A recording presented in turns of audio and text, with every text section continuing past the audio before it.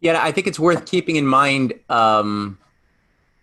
that the way, and this is for anybody listening online, the way that Plato is structuring his all his dialogues, but you see it really clearly here, is as a series of hypotheses that attempt to resolve a problem, which are then tested through reason. And we already have like one hypothesis that was troublesome, right? That was built on a response to a perplexing paradox. Do you guys remember how the first hypothesis was tested out and came to a resolution? But that resolution created another problem. Yeah, yeah. Yeah. Well, So the if idea, if I yep. remember well, you want us to elaborate on that, or just Maybe do leave it? like a quick recap, just in our own words, just so that we're all on the same page as Plato is. Okay. Yeah. Well, at first, when Phaedo was talking, was just explaining how the days were going by and when they were going to see Socrates at the prison. Yeah. And so he had all of his friends around him, and like his wife was screaming, and Yeah. she had to be taken away, and but Socrates was not really like in any kind of really emotional state, so he was just waiting to die, and he knew he was going to die, and people were asking him, well, how could you be so happy to go, as you're going to depart us, and what's going to happen, like usually people are afraid of dying. Why aren't you afraid of dying? And that's how the first part kind of got on track. Mm. But Yeah. Exactly. somebody else, if you want to continue on that. Yeah. So Go on. Yeah. If you remember what, how did he cause them a perplexion? How did he make them perplexed or confused that started this conversation going? well, the first part was about, you talked about pain and pleasure and how the body acts and reacts and how both come together. Yeah. And then he went into this question of what is a real philosopher?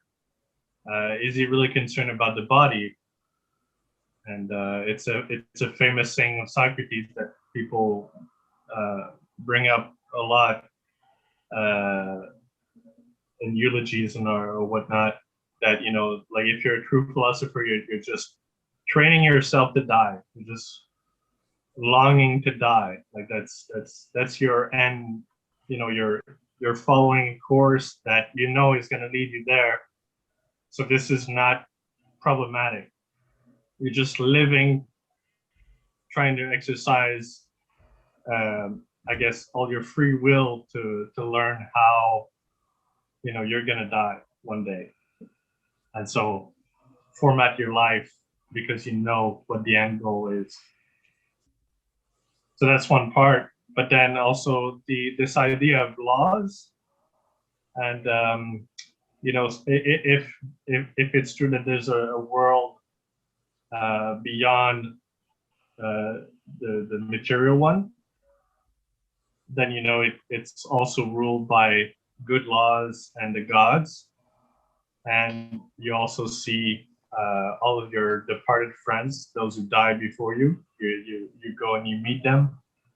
So it's not really like Socrates says. I'm not really anxious since I'm going to see people that I like, I love. So I'm not. This is going to be great. Mm-hmm.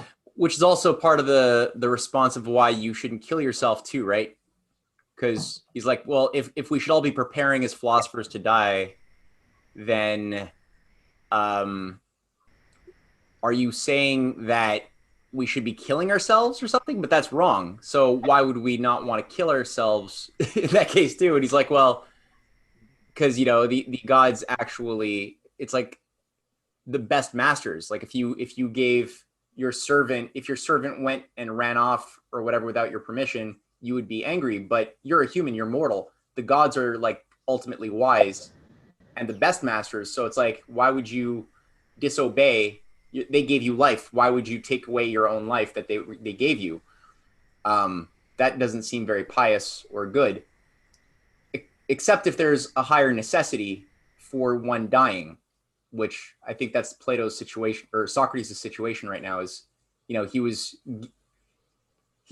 suffering the effects of a legal decision from the demos to die, and he chose in the previous dialogue before this one, the credo, that it was the best course of action to suffer the consequences of what the people had judged for him to drink the poison.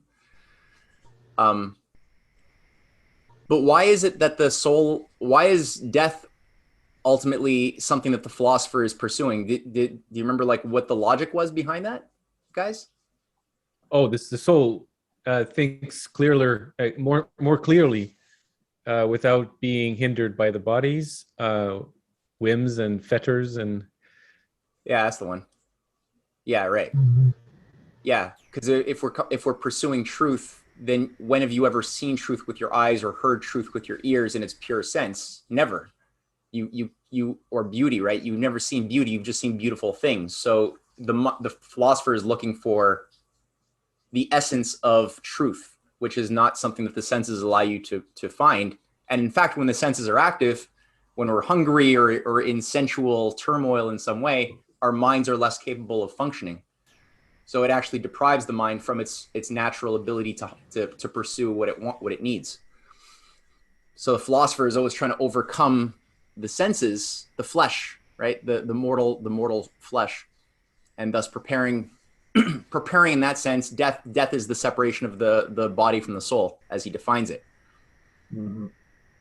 I don't know if there's a parallel to be made with astronomy, where it is only when it's darkest that the stars shine brighter or shine brightest. And this darkness is maybe used as a metaphor because in a way you no longer see yourself. You no longer, like, your mind is almost in a, I guess your eyes are looking at the stars, but you can, there's something there, I think, where you are no longer, as most people see life as what occurs in the daytime or what occurs in a lit room with, they can see the people, they can see everybody. But when you're all in the darkness and you're watching stars, actually, the true astronomers are not actually looking at the stars. They're thinking about what is the physical principle that's generating the trajectory, or what is the reason for this action being this way and not another. Mm-hmm. There's definitely a poem in there, Luke. You have a poetic spirit. Mm-hmm. See something blossoming. No, yeah, I think that's good. Yeah, because the astronomer's looking with their mind's eye. They're not just Yeah. So this he says that the philosopher is not distracted by all of the physical pleasures. Yeah. But he's looking to reason to see the truth, the wisdom. Mm-hmm. Yeah. And it's also Socrates, his hypothesis really rests on the idea that there is your body and your soul. And then when your body dies, the soul is separated, but still lives. That's his key assumption. And that's the argument against that Aristotle and Epicurus and these other people had against Plato and Socrates, that they said when your body dies, your soul dies too. That's it. So this is what the argument is getting into right now, that Cebes is asking Socrates, can you prove that when the body dies, the soul doesn't die? This is sort of part in the dialogue where Aristotle stops reading it. He doesn't want to know They were the the first YOLOs. What? I just, from what Jerry said, I was just thinking, the YOLO, the Oh, you only live once. You only live once. Yeah, they were. Aristotle was their first YOLO. Yeah, that's good.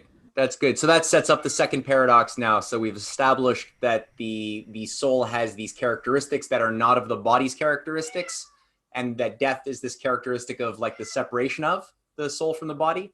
But now we have another problem of you never proved that there's that the soul doesn't perish with the body. You didn't prove that. You're about to die. And how do we know that your soul's not about to die with your body ultimately? So yeah, there's still that disturbance that has to be resolved. So now he's getting at the aspect of, well, it exists. It exists. It came from somewhere, didn't it? So he's getting at the reincarnation thing, I think.